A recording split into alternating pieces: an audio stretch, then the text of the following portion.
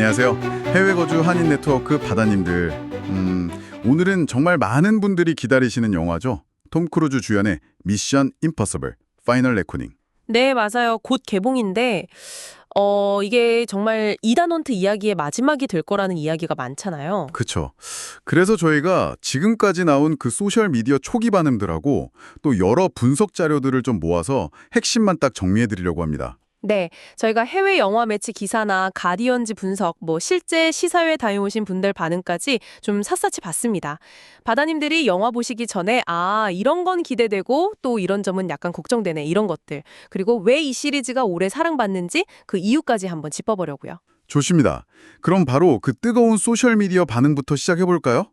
엠바고 풀리고 나서 정말 반응이 엄청났잖아요. 네네, 숨막히는 액션, 역대급 스턴트 이런 말들이 쏟아졌죠. 무조건 아이맥스다. 이런 추천도 많고요. 맞습니다. 액션이나 스케일에 대한 평가는 거의 다 극찬이에요. 올여름 최고의 액션 영화다. 완벽한 영화적 체험이다. 이런 반응이 많고요. 근데 또 약간 엇갈리는 반응도 있다면서요. 네, 없진 않아요. 일단 상영 시간이 170분, 거의 3시간이잖아요. 170분요? 와, 그건 좀 길긴 기네요. 영화 보기 전에 준비 단단히 해야겠어요. 그렇죠. 그리고 이제 플롯이 좀 복잡하다 혹은 좀 반복되는 느낌이다 이런 지적도 있고요. 액션 장면 외에는 좀 지루하다는 의견도 간간히 보여요. 아, 전작도 좀 정보량이 많다는 이야기가 있었는데 그럼 이번에도 혹시 시리즈 처음 보시는 분들은 따라가기 좀 어려울 수도 있겠네요. 그럴 수 있죠. 저밀 루시에느나 데이비드 얼릭 같은 비평가들은 액션은 정말 최고인데 서사는 약간 아쉽다, 심지어 좀 자기만족적으로 느껴진다는 평도 내놨어요. 그렇군요. 네. 이전 시리즈 안 봤으면 좀 따라가기 힘들 거라는 말도 있었고요. 근데 또 동시에 이게 프랜차이즈 전체를 하나로 묶는 이야기다. 가장 강렬하고 감정적인 미션이었다. 이런 평가도 있어요. 시리즈 팬이라면 눈물 흘릴 수도 있다. 이런 반응까지 나왔거든요. 와, 정말 기대랑 우려가 딱 공존하는 느낌인데요. 그럼 이번 편 이야기 배경은 어떻게 되나요?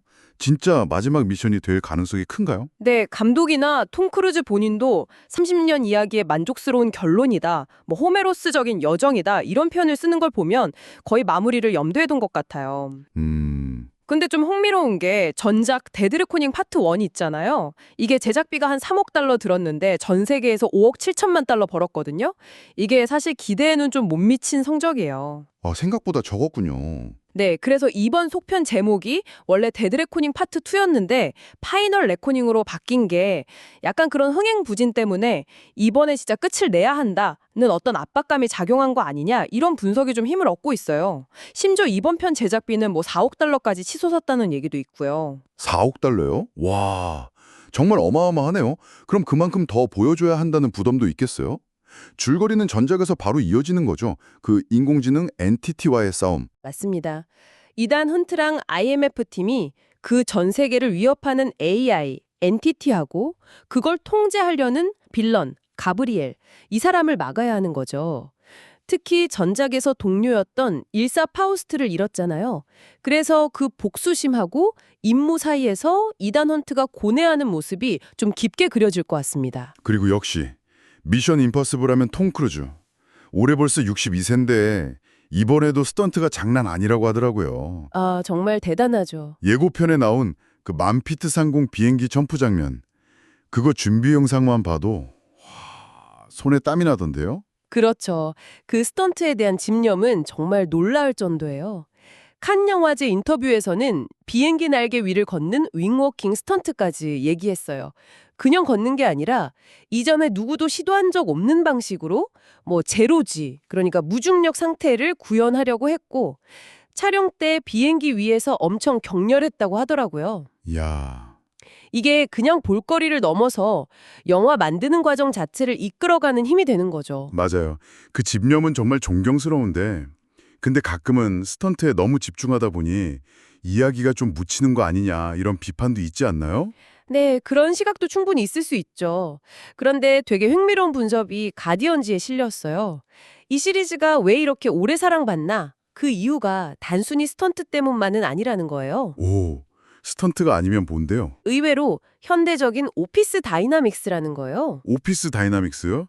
약간 직장 내 관계? 뭐 그런 건가요? 네, 정확해요.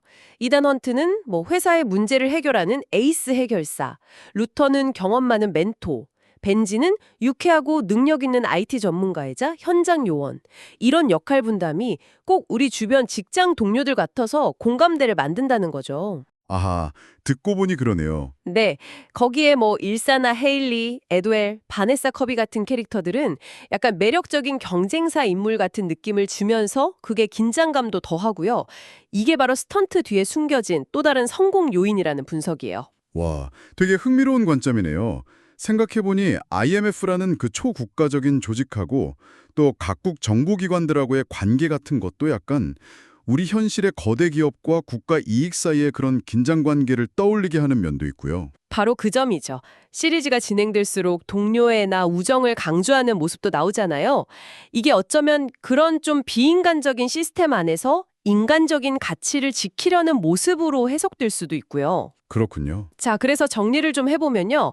미션 임파서블 파이널 레코딩은 뭐 명성에 걸맞은 압도적인 스턴트, 그리고 시리즈 팬들의 어떤 감동이나 향수를 자극할 거라는 기대가 분명히 있습니다. 네. 하지만 동시에 긴 상영 시간이나 좀 복잡한 플롯에 대한 걱정도 같이 있는 상황이고요. 과연 이 영화가 30년에 걸친 이단 헌트 이야기에 성공적인 마무리가 될 수 있을지 이제 곧 개봉하면 알 수 있겠죠.